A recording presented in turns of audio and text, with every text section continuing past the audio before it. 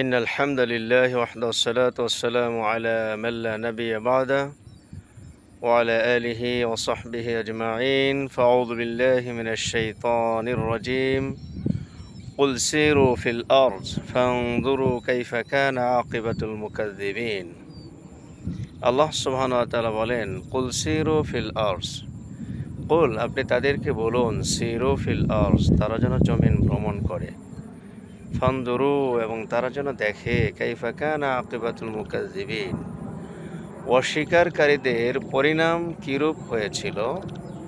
আল্লাহ সুবহানাহু ওয়া তাআলা এটা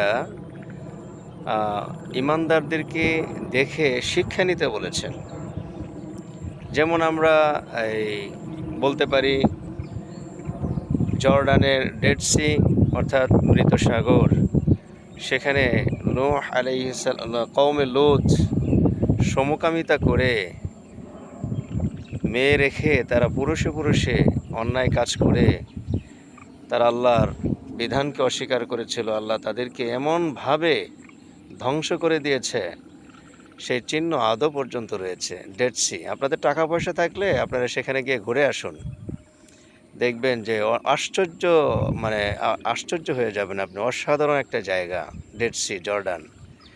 এরপর আপনি দেখেন আদ জাতি, সামুদ জাতি, তাদেরকে আল্লাহকে অস্বীকার করার কারণে তাদেরকে কিভাবে আল্লাহ তাআলা ধ্বংস করে দিয়েছে। তারা পাহাড় খুঁড়ে বিশাল বড় বড় বিল্ডিং বানাতো, ঠিক নয় কি?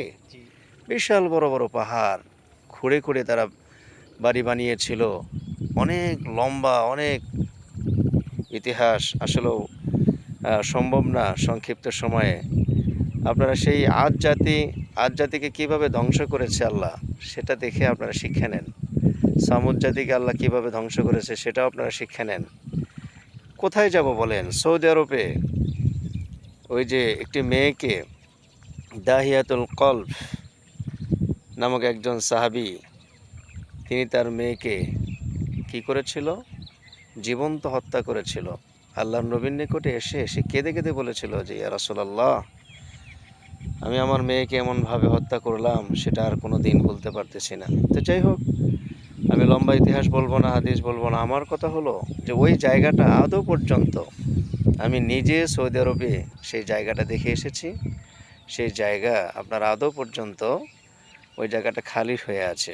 সৌদি সরকার অনেক কিছু করার চেষ্টা করেছে কিন্তু পারে নাই। জায়গাটি কিছুই করতে পারে না, জায়গাটা গর্ত হয়ে আছে। তো আপনারা সেই সৌদি আরবে ভ্রমণ করুন, করে সেখানে দেখেন যে আল্লাহ সুবহানাহু ওয়া তাআলা কীভাবে ওই জায়গাটাকে এখনও ক্ষত রেখেছে। এগুলো দেখে আপনাদের শিক্ষা নেওয়া উচিত। তো এই যে দেখেন, আমরা এমন এক জায়গায় এসেছি, পানি আর পানি।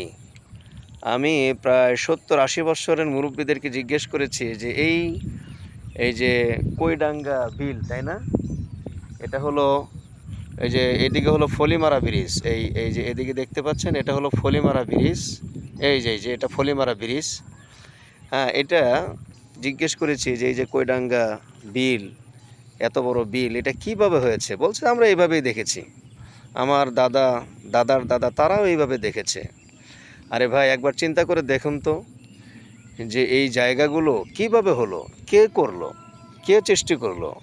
এই যে পানি আর পানি, আমরা তো যেখানে সমতল জায়গা পাই কিনে বাড়িঘর বানিয়ে একেবারে আরামসে থাকি, কিন্তু এই যে পানি, একেবারে গর্ত, এই যে সাগর, তা আপনার বিভিন্ন কক্সবাজারে নাই গেলাম, নীলনদ নাই গেলাম, শুধু এই কৈডাঙ্গা বিলের চিন্তাটাই করেন। তো শত বৎসর যাবৎ এইভাবেই রয়েছে। কে তৈরি করলেন? একটু ভাবেন, দেখেন। ওই আল্লাহ সুবহানাহু ওয়া তাআলা সৃষ্টি করেছেন। সুবহানাল্লাহ। এই জন্য জমিন ভ্রমণ করেন, ভ্রমণ করে শিক্ষা অর্জন করেন, জ্ঞান অর্জন করেন, ওই আল্লাহর প্রতি দৃঢ়চিত্তের ঈমান আনেন যে আল্লাহ কি না করতে পারেন। সুবহানাল্লাহ। তাই আসুন, আমি এমন এক জায়গায় এসেছি অসাধারণ। ওইটা হলো আপনার ওইটা হলো আপনার ওই কি বলে ওইটাকে, কৈডাঙ্গা ওভারব্রিজ, ট্রেন রাস্তার ওভারব্রিজ। ওই যে এখন ট্রেন যাচ্ছে, আওয়াজ শুনতে পাচ্ছেন। আমি খুব সুন্দর একটি জায়গাতে এসেছি, আমার খুব ভালো লাগতেছে আলহামদুলিল্লাহ। তা আমি মাঝে মাঝে এগুলো নিয়ে ভাবি যে কে সৃষ্টি করেছেন? আল্লাহ ছাড়া কেউ না। তো সুতরাং এগুলো ভাবেন এবং আপনাদের ঈমানটাকে, দুর্বল ঈমানটাকে মজবুত ঈমানে পরিণত করে আল্লাহর প্রতি আপনারা আনুগত্যশীল হন। আল্লাহর প্রতি আ আ আ আ আনুগত্যশীলতা বাড়িয়ে দিয়ে আপনাদের দাওয়াতি কাজে এগিয়ে আসুন।